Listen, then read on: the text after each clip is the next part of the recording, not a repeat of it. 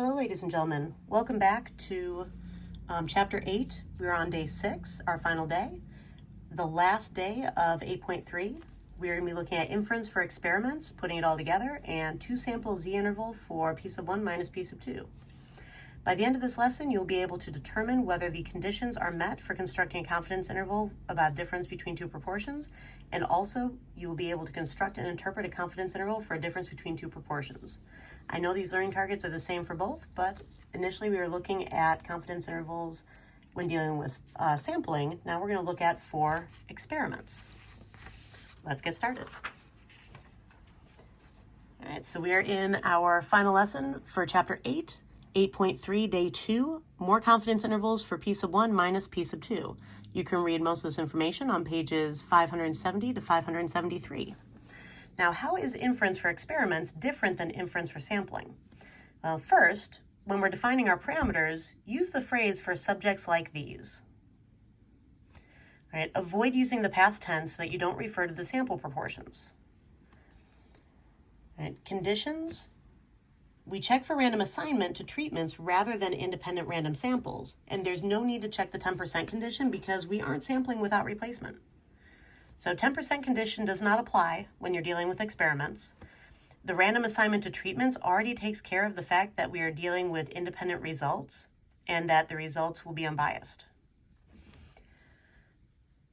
For our conclusion, if the conclusion is significant, then you can conclude cause and effect. Right? Cause and effect relationships can be concluded from randomized experiments, whereas generalizations about a population can be inferred from random selection. All right, so different kind of inference, different level of inference. Now, can you use your calculator for the do step, and are there any drawbacks? So same advice as the last section. You should use the formula with the numbers substituted in to get full credit. Use the calculator to double check, but don't give two different answers. Now, if you're rounding to 3 decimal places, as long as you have entered the numbers correctly into your calculator and you entered your formula correctly on the paper, then you should not get two different answers. All right. The calculator command that we use to calculate confidence intervals for p sub 1 minus p sub 2 is 2 prop z int, 2 referring to the fact that you have two different groups of data. And x sub 1 and x sub 2 must be entered as integers. Those are your number of successes. And just like when you are sampling, when we have an experiment, we have an integer number of successes for our experiment. Right? And definitely read through this exam tip. Right, so the formula for a two-sample z-interval for p sub 1 minus p sub 2 often leads to calculation errors by students. So I'm going to let you guys decide whether you use the calculator for this or not, but I do recommend practicing very heavily how to actually fill in your formulas. Let's go to our last page. All right, so our last page is our example for this. And to study the long-term effects of preschool programs for poor children, researchers recruited 123 children who had never attended preschool from low-income families in Michigan. Researchers randomly assigned 62 of the children to attend preschool paid for by the study budget. So this did not affect the family's budget. The study paid for these children to go to preschool. The other 61 did not go to preschool. Right? So you have an active treatment group, and then you have basically a control group. That allows us to be able to do comparison between the two. Right? Now, one response variable was the need for social services as adults. So over a 10-year period, 38 children in the preschool group and 49 in the control group have needed social services. So for letter A, construct and interpret, that means we need to use a 4-step process. A 95% confidence interval for the true difference in proportions. All right, now, when we're figuring out the difference in proportions that we're dealing with, I would expect children who went to preschool to be better socially adapted and potentially require fewer social services.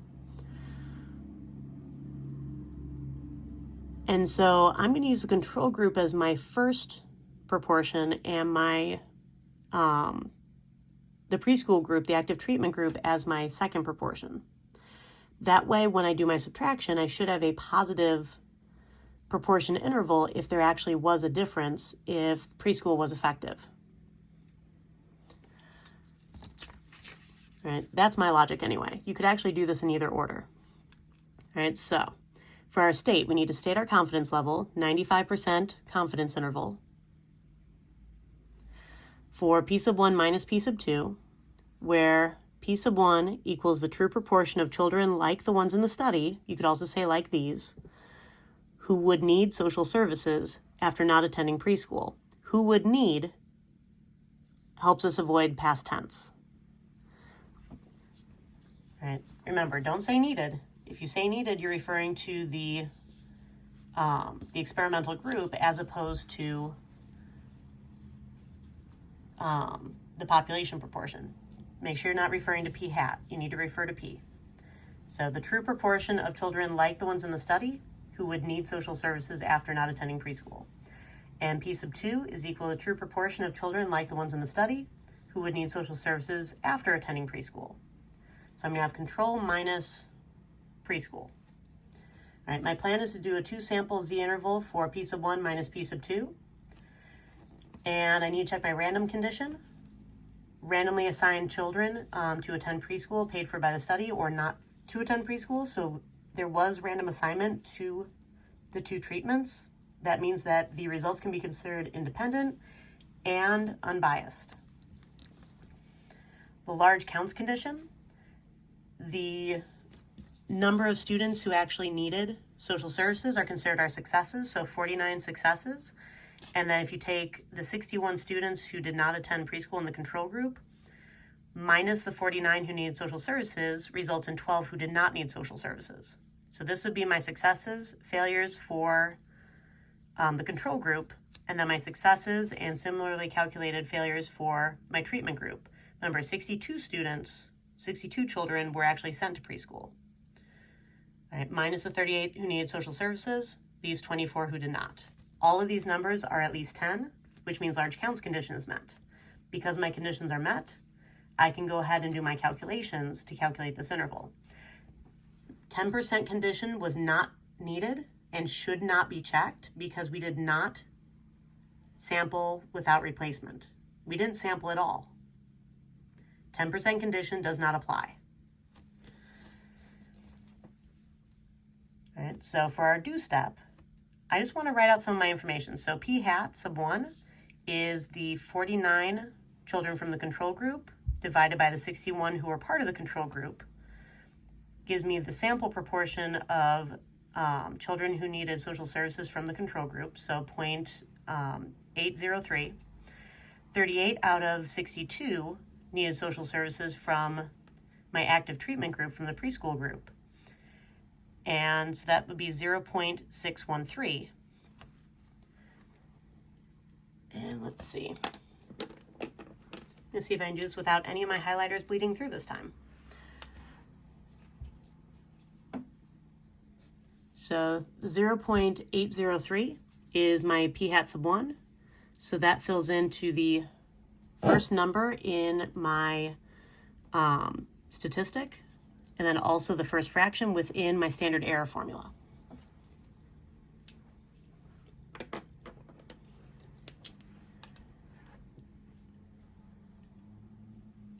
Sample proportion for my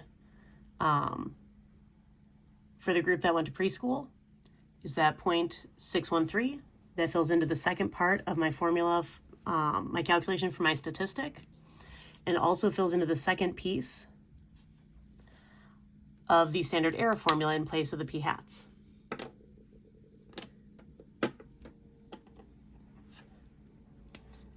I have my sample size. I'm actually just going to use the same highlighter color for this. So from P hat sub 1, my sample size 61.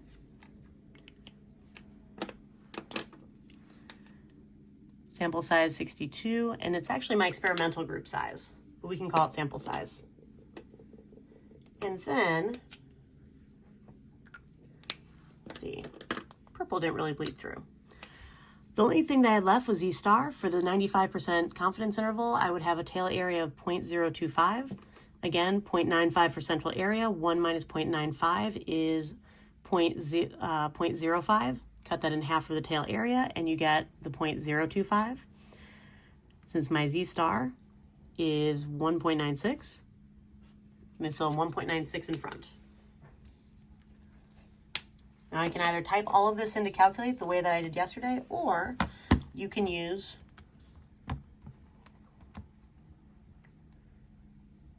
the one prop zint. So I went to stat, I went over to tests, and I'm arrowing down until I find two prop zint. And I would enter in 49 for my successes for the first one, sample size 61, 38 successes for my second, 62 population, or for my sample size, and then 0.95 for my confidence level. Calculate, and as you can see, out to 3 decimal places, it matches up. So that would be a very quick way to do this calculation, or if you want to, you can go ahead and type everything in. So I can type in 0.803 minus 0.613 minus 1.96 square root fraction 0.803 times 1 minus 0.803, 61. Just takes a lot longer to type everything in. 0.613 times 1 minus 0.613 over 62. And this rounds to about 0.033, which would match up to here. Go all the way over to that minus sign in front of the 1.96. Change that to a plus, hit enter. And this also rounds to about 0.347. So as long as you only go out to about 3 decimal places in your interval, then whether you're using the calculator command or you're just typing it into the calculator, you should be able to get about the same answer. And notice all we needed to show were the numbers entered into the formula and then the interval itself. This is enough to be able to get partial credit, or to actually be able to get credit for knowing what goes into your formula. And now for our conclude statement. So we are 95% confident that the interval from 0.033 to 0.347 captures piece of 1 minus piece of 2, which is equal to the difference in the true proportions of children like these who would need social services after not attending preschool versus after attending preschool. Notice we're identifying the order in which the subtraction was done for these proportions. And we're saying versus because we are comparing 2 different treatments, preschool versus not. All right, so not attending preschool versus attending preschool. And notice that the interval is entirely positive. This indicates that there actually was a difference in the need for social services, in the proportion of children who needed social services based on their preschool attendance or not for the same socioeconomic group. So for letter B, based on the interval, is there convincing evidence that the treatments weren't equally effective? Explain your reasoning. Now, weren't equally effective meaning that there is a difference in the results.